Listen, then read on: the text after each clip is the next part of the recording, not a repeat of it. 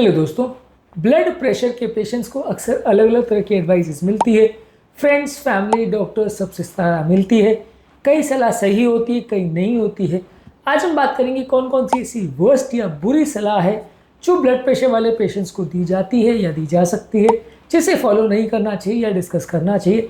Discuss करने का हमारा पर्पज़ ये है कि आप इन सलाहों को ना मानें और इसके पीछे के लॉजिक को समझने का प्रयास करें ताकि आप गलत डिसीजन ना लें और अपने ब्लड प्रेशर को मैनेज अच्छी तरह से करें।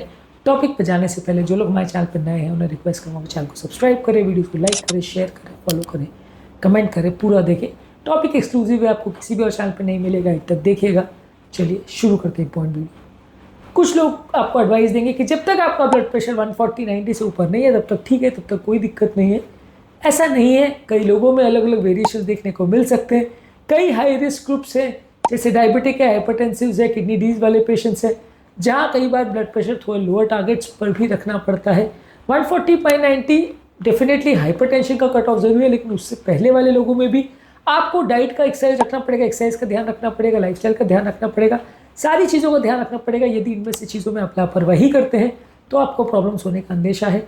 इसीलिए ब्लड प्रेशर के लिए खाली मान के बैठना कि 140 जब होगा तब देखा जाएगा, 90 जब क्रॉस करेगा तब देखा जाएगा, उससे पहले कोई दिक्कत नहीं है, ये पूरी तरह से गलत है। यदि इस तरह की अवधारणाओं को लेकर आप बैठे रहोगे तो आपको प्रॉब्लम ज़्यादा आएगी, आपकी हेल्थ ज़्यादा बिगड़ेगी। इसलिए ब्लड प्रेशर के लिए डेफिनेटली 140/90 हाइपरटेंशन का कट ऑफ ज़रूर है, लेकिन उसी को ही मान के चलना है। उससे पहले कुछ भी चालू नहीं करना है, ना डाइट का ध्यान देना है, ना लाइफस्टाइल का ध्यान देना है। ये नुकसानदायक है और ऐसा करने पर आपको फ़ायदे के बदले नुकसान होगा। इसके अलावा कुछ लोग आपको सलाह देंगे कि अगर आपको ब्लड प्रेशर का प्रॉब्लम हो तो नमक खाना पूरी तरह से बंद कर दीजिए, कोई चीज़ों में नमक नहीं लेना है। अगर आप बिल्कुल फीका खाने के किसी को सलाह देंगे तो वो ज़्यादा दिन उसको नहीं मान पाएगा। कई बार फ़ायदे के बदले नुकसान भी होता है। वैसे लोगों का सोडियम लेवल्स कई बार ड्रॉप हो जाता है और इलेक्ट्रोलाइट इम्बैलेंस होने लगते हैं। इसलिए नमक को मॉडरेट करने का कोशिश करिए। उनको कोशिश करिए कि दिन भर में जो खाद्य पदार्थों में ले रहे हैं एक्स्ट्रा नमक नहीं ले और अपने खाने में जो नमक डल रहा है उसको 1 चम्मच से कम करने का प्रयास करें। लेकिन बिल्कुल पूरी तरह से बंद करने का यदि आप किसी को सलाह देंगे तो फ़ायदे के बदले नुकसानदायक हो जाएगा। और वैसे पेशेंट ज़्यादा दिन तक आपकी सलाह नहीं मानेंगे, वो थोड़े दिन में विद्रोह कर देंगे और जो मन चाहेगा वो खाना चालू कर देंगे, जिसके बाद उनको और ज़्यादा हेल्थ बिगड़ने का अंदेशा है और ज़्यादा वो आपकी दवा भी लेना बंद कर सकते हैं। तो इसलिए अगर आपको पेशेंट का कोऑपरेशन चाहिए तो थोड़ा सा ऐसा डाइट रखना पड़ेगा जिसमें वो खाना खा सके, अपनी नॉर्मल लाइफ जी सके। दवा बचाने के लिए आप पेशेंट को एक्सट्रीम लेवल पर नहीं ले जा सकते। इसके अलावा कुछ लोग आपको सलाह देते हैं कि यदि आपका ब्लड प्रेशर है और आप दवा ले रहे हो तो बाकी चीज़ों की टेंशन लेने की ज़रूरत नहीं है। जो चाहे आप कर सकते हो, जितना ज़्यादा नमक खाना चाहे, जो चाहे लाइफस्टाइल जीना चाहे, आप सब कर सकते हो, कोई दिक्कत नहीं है। डेफिनेटली ये एक बुरी चीज़ है। अगर आपको कोई बोलता है कि आप अपनी नॉर्मल लाइफस्टाइल जी सकते हो और कोई भी ध्यान रखने की ज़रूरत नहीं है तो ये नुकसानदायक है। ब्लड प्रेशर की दवाई आपकी ब्लड प्रेशर को ज़रूर कंट्रोल करती है, लेकिन अगर आप नॉर्मली अच्छी लाइफस्टाइल नहीं जीते तो उससे संबंधित बहुत सारी बीमारियां और इशू फिर भी आती रहेगी। तो एक हेल्दी लाइफस्टाइल के ये बदले नहीं है कि आप दवा ले रहे हो। दवा लेना आवश्यक है आपके ब्लड प्रेशर को कंट्रोल करने के लिए, लेकिन उसके बियॉन्ड सारी चीज़ों पर ध्यान रखने की ज़रूरत है ताकि जो प्रॉब्लम ब्लड प्रेशर करती है, जो बीमारी वो क्रिएट करती है, वो मैनेज और मेंटेन किया जा सके और उससे आप अपने आप को बचा सको। इसके अलावा कुछ लोग आपको बोलेंगे कि यार कभी कभार एक आध बार बीपी अगर 170-180 हो गया तो उसके लिए इतना टेंशन लेने की ज़रूरत नहीं, वो प्रॉब्लम नहीं करेगा। पर ऐसा नहीं है। काफ़ी पेशेंट में ऐसा होता है कि सडन जब ब्लड प्रेशर स्पाइक करता है वो टाइम सबसे ज़्यादा डेंजरस होता है, तब सबसे ज़्यादा मृत्यु होती है, तब से ज़्यादा लकवा, हार्ट अटैक या हार्ट फेलियर के केसेस देखने को मिलते हैं जब blood pressure suddenly shoot up करता है। तो कई बार ये सडन स्पाइक जो ब्लड प्रेशर का देखने को मिलता है ये ज़्यादा डेंजरस होता है और ये ज़्यादा नुकसानदायक होता है उन लोगों के लिए जिनको हार्ट अटैक का प्रॉब्लम है या हार्ट फेलियर का प्रॉब्लम है या कोई भी तरह का कार्डियोवैस्कुलर प्रॉब्लम है। तो अगर कोई व्यक्ति आपको ये सलाह देता है कि यदि आपका एक आध बार बीपी 170-180 हो गया तो उसको इग्नोर कर सकते हैं, तो इग्नोर मत करिए। हाँ, उसके लिए बहुत पैनिक भी मत करिए, उसको कंट्रोल करने का प्रयास करिए, दोबारा स्पाइक ना हो इसका प्रयास करिए, लेकिन वो डेंजरस है।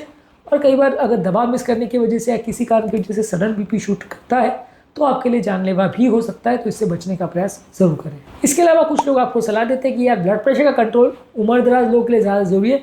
यंग लोगों में या 20-25 साल लोगों में इसमें कुछ फ़र्क नहीं पड़ता, ये कोई प्रॉब्लम नहीं क्रिएट करेगा। देखिए किस व्यक्ति का कितना ब्लड प्रेशर है उसके हिसाब से ज़्यादातर निर्धारित होता है कि उसको कितनी प्रॉब्लम आ सकती है।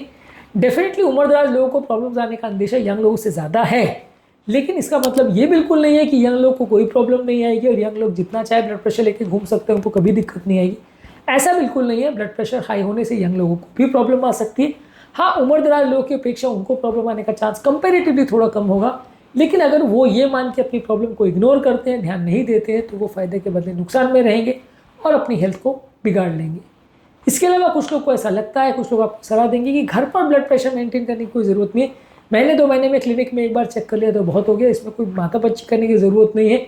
क्यों फालतू में घर पर ये सारी चीज़ों का टंटा करना, ये सारी चीज़ों को घर पर पालना, ये सारी चीज़ें टाइम वेस्ट है और आपको अननेसेसरी टेंशन में डालती है। ऐसा नहीं है, बहुत सारे पेशेंट जिनको मास हाइपरटेंशन या वाइट कोट इफेक्ट होता है, वैसे पेशेंट में जब घर की रीडिंग्स आप चेक करते हैं तभी एक्चुअल में पता चलता है कि पेशेंट का रियल ब्लड प्रेशर क्या है, और दवाइयों की वजह से पेशेंट को जो साइड इफेक्ट्स हो रहे हैं उसको भी मैनेज करना ज़्यादा ईजी हो जाता है। इसलिए पेशेंट का घर पर ब्लड प्रेशर को रेगुलरली चेक करना बहुत ज़्यादा ज़रूरी है।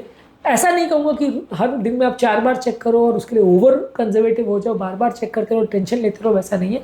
पर एटलीस्ट जहाँ पे टाइम मिले, जितना टाइम मिले उसको चेक करते रहना ज़रूरी है। जितना अच्छा आप घर पर मॉनिटर करेंगे उतना प्रॉब्लम्स होने का चांस कम रहेगा, जितना लापरवाही करेंगे उतना प्रॉब्लम्स होने का चांस ज़्यादा रहेगा। इसके अलावा कुछ लोग आपको ये सलाह देते हैं कि ब्लड प्रेशर की दवा को हमेशा ज़िंदगी भर ही लेनी पड़ती है, ब्लड प्रेशर की दवा बंद नहीं होती है। ये भी गलत है, ऐसा कुछ केसेस में डेफिनेटली होगा, लेकिन हर केस में वो ऐसा ज़रूरी नहीं है। यदि आप अपनी प्रॉपर लाइफस्टाइल और सारी चीज़ों को मेंटेन करते हैं तो काफ़ी पेशेंट्स अपनी दवाओं को बंद भी कर पाते हैं। दवा लेने का कारण अक्सर ये होता है कि लोग उतना अग्रेसिव लाइफस्टाइल चेंजेस और उतना हाई मेंटेन कर पाना मुश्किल लोगों को होता है, और खासकर जिन लोगों का ब्लड प्रेशर बहुत ज़्यादा होता है वो अपना मेंटेन शायद कर पाए मुश्किल होता है। इसलिए एक सेंटेंस अगर हम सबके लिए बोल दें कि हर एक व्यक्ति को ज़िंदगी भर दवा लेनी पड़ेगी, कि हर व्यक्ति की दवा बंद हो जाएगी, तो ये ब्लैंकेट स्टेटमेंट देना गलत होगा।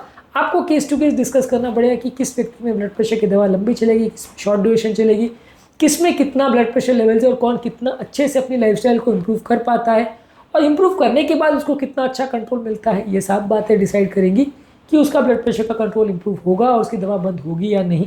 पर एक स्टेटमेंट सबके लिए सूटेबल हो और हर व्यक्ति के लिए वैसा ही होगा, ये सोचना गलत है। और यदि आपको इस तरह की कोई एडवाइस देता है या मन में इस तरह की कोई भ्रांति है तो गलत है। आपको जानना समझना जरूरी है कि केस टू केस वेरिएशन होता है।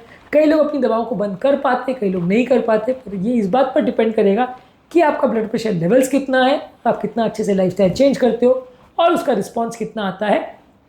पहले से इसका डिसीजन कर पाना मुश्किल है। आज के टॉपिक में बस इतना ही। इसके अलावा कुछ और मिसकंसेप्शंस और मिथ्स पर हम बात करेंगे, कुछ और गलत सलाहों पर हम बात करेंगे, वो इस टॉपिक के सेकेंड वीडियो में डिस्कशन करेंगे। आज के लिए बस इतना ही। टॉपिक एंड करने से पहले जो लोग हमारे चैनल पर नए हैं उन्हें रिक्वेस्ट करूँगा कि चैनल को सब्सक्राइब करें, वीडियोस को लाइक करें, शेयर करें, फॉलो करें, कमेंट करें, पूरा